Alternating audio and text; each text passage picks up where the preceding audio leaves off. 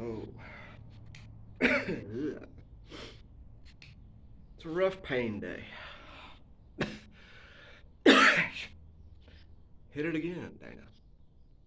Incredibly rough pain day.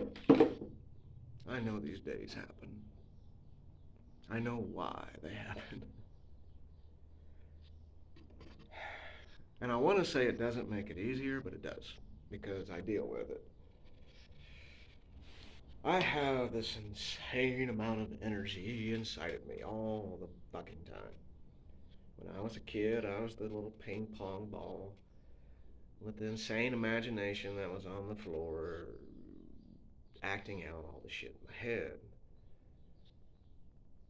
Nowadays, if somebody would have saw me how I was when I was a kid, they'd have threw fucking so many meds down me. But I was one of those types of folks that slipped through the cracks. Mom and I bouncing around everywhere. There was no foundation long enough to take me to a doctor or whatever. I'm grateful for that, actually. I don't know how to explain that. That's why I do to slow. There we go. If I let the energy take off, I'm like that really hyper kid that wants to talk to you, and you don't understand a single word he says.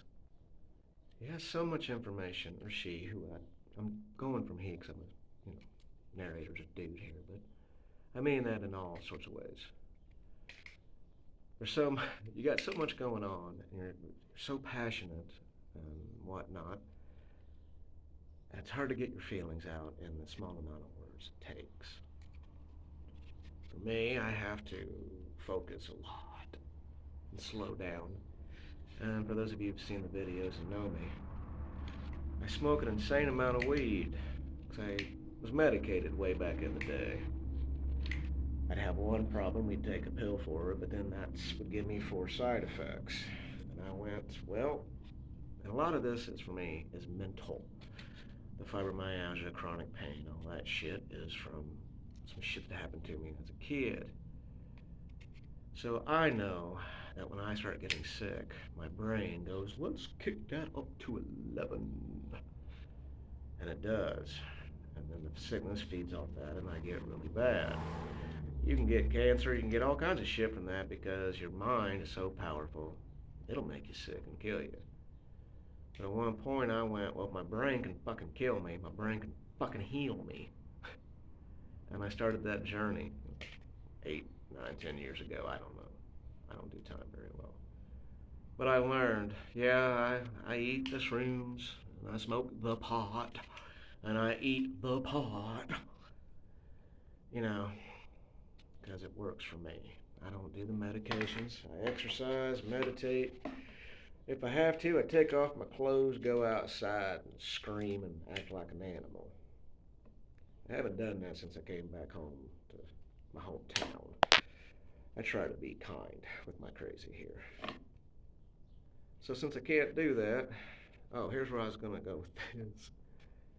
It's hard to find silence in your head. When I was out in the desert, took me a year, but you do the and you find a beautiful silence where you can stop and recharge. It's easy to do out in the desert because the desert's so quiet. The desert is so quiet. There goes my energy. But I mastered it. Literally, I mastered it. That's what you do when you go out there. It kills you, or you come out going, yeah! I've seen it with a lot of people and myself. But then I come back to the real world, and my PTSD and all my bullshit, and my alcoholism kicks in. I don't want to drink. I never want to touch that shit again.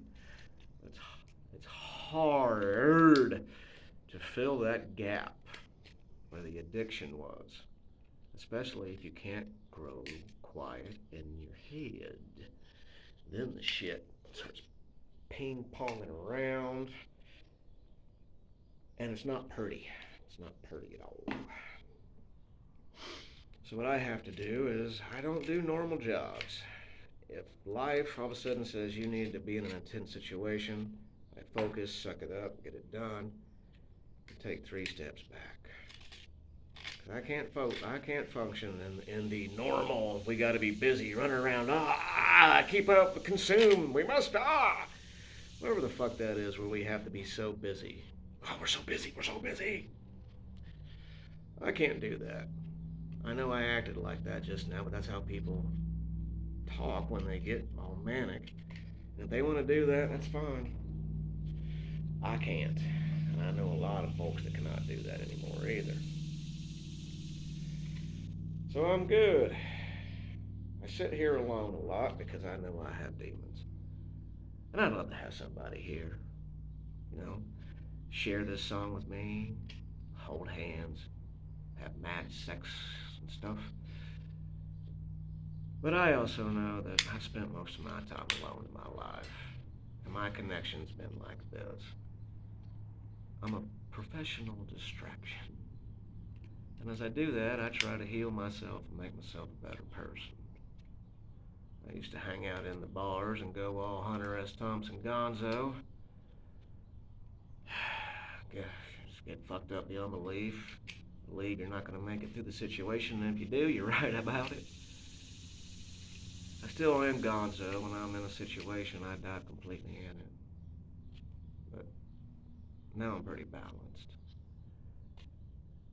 And I know to breathe and find a beautiful balance inside myself. I have a lot of darkness in me, a lot of yang. The important thing is to go out and find a lot of yin and balance all that out. Before I take off, there's a tent in the boys' book. The boys writing the book, not me. The last carnival, called Whittles and Vittles. The tent is called. You can get good food and good wood carvings, clocks, all sorts of things there. But what makes Whittles and Vittles special is there's always folks, men, women, cats, dogs, sitting around that tent. And some are just playing a banjo or a guitar or harmonica. Other folks are just sitting there carving in wood, not talking much. But if you come up to that tent and ask them some advice, they'll give it to you. Kind of like how I'm doing here. To deal with all the shit in the real world, and if I can't find silence, I build characters in my head. The person talking to you now is Dana, small case Dana. But in me is a million different characters and voices. And usually the narrator is either the bard of broken hearts or the boy. I think this one's gonna be the boy. Or maybe it's a new narrator. I don't know. But I know talking to you and building these characters, I don't want to drink. And even though there wasn't silence in my head just now, I feel better. And maybe I helped you out too. Because you couldn't find that silence, because the real world's all up in your pooper. So maybe, instead of silence, we just took time to be friends. You listen to me, and I'll listen to you. Well, I'm stumbling on my carvings, and I know when the blade is not on the wood the right way, it's time to stop. Let me get my vision back on here. All right. Well, there we go. This is what I do now. I like it. Ow, stretch. Son of a bitch. You get through the painful days. It's just pain. There'll be happiness.